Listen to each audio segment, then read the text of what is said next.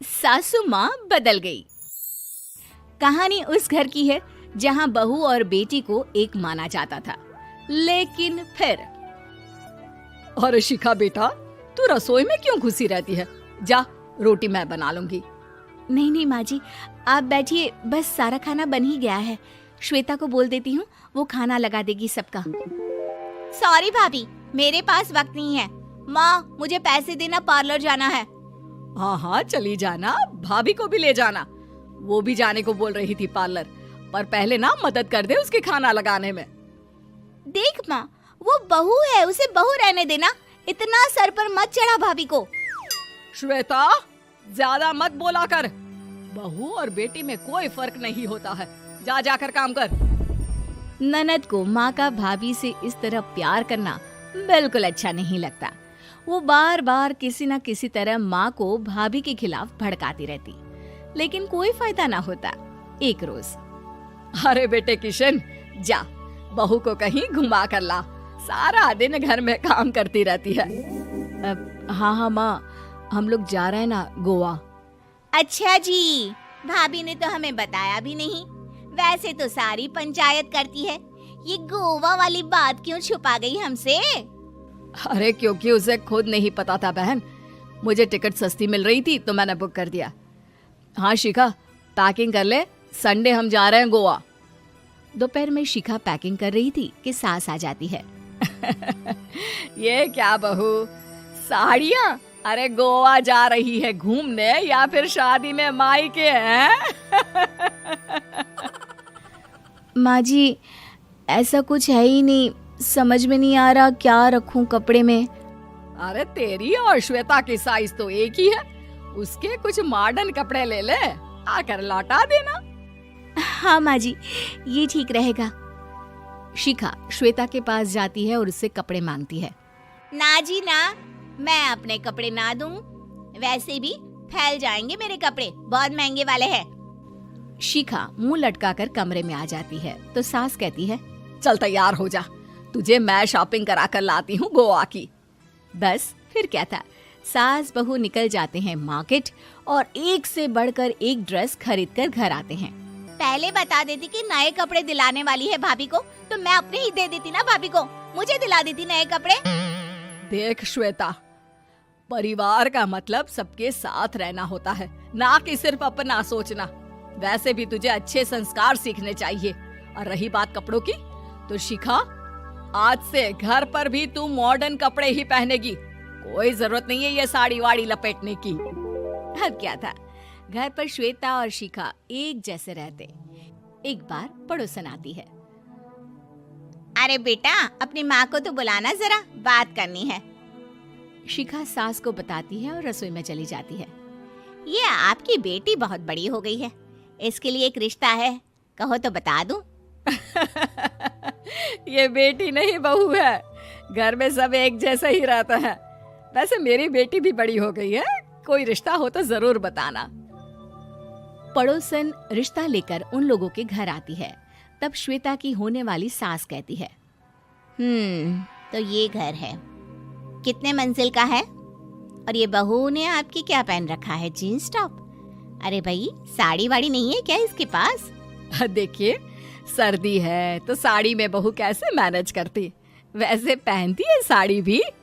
देखिए, हम लोग ठहरे पैसे वाले लोग, कोई कमी नहीं है हम लोगों के पास पैसों की, बहुत पैसे हैं, जमीन, नौकर चाकर, कार, सब कुछ है, लेकिन घर में संस्कारी बहू चाहिए।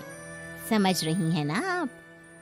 सास कुछ कहती कि श्वेता बोल पड़ती है, हाय रे, नौकर चाकर से लेकर जमीन, कार, पैसा, हाँ हाँ मुझे रिश्ता मंजूर है मुझे।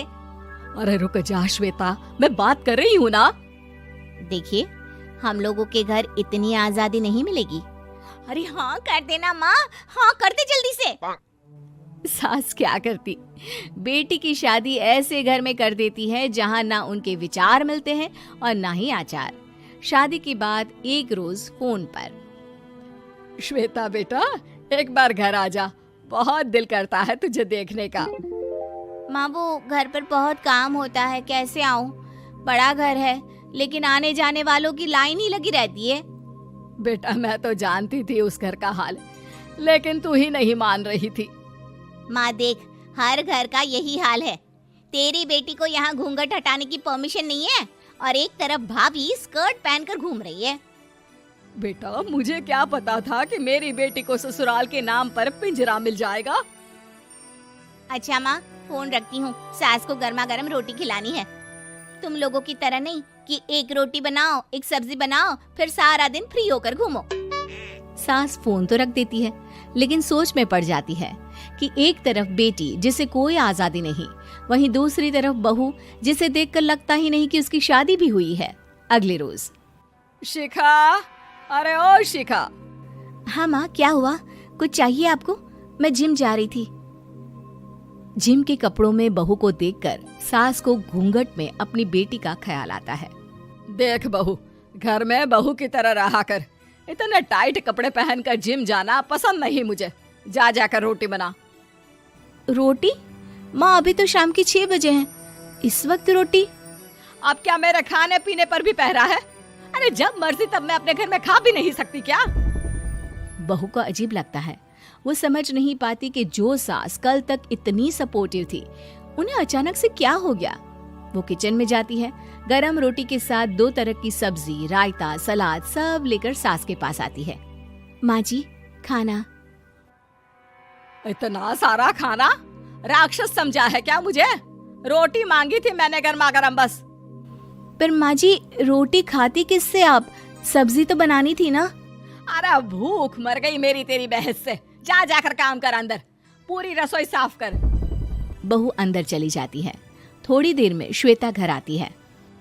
अरे शिखा जल्दी से चाय ला, पकवान बना, मेरी बेटी आई है। अरे नहीं नहीं माँ, ड्राइवर बाहर खड़ा है।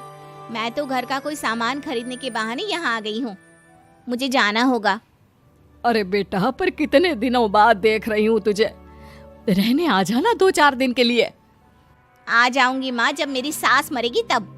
मैं तो रोज मन्नत मानती हूँ कि मेरी सास मर जाए तो अच्छा है। अच्छा चल, जा रही हूँ माँ। हे भगवान, कैसे कैसे दिन देखने पड़ रहे हैं मेरी बेटी को। सास अंदर जाती है, जहाँ श्वेता की जिम वाली सहेली का फोन आया होता है। क्या बात है, आज जिम नहीं आई? अरे पता नहीं यार, आज माँ को क्या हो गया अचानक। पर खैर कोई नहीं, लगता नहीं कि मैं अब जिम आ पाऊंगी। शिखा स्पीकर पर बात कर रही थी, जिसे सास सुन रही थी।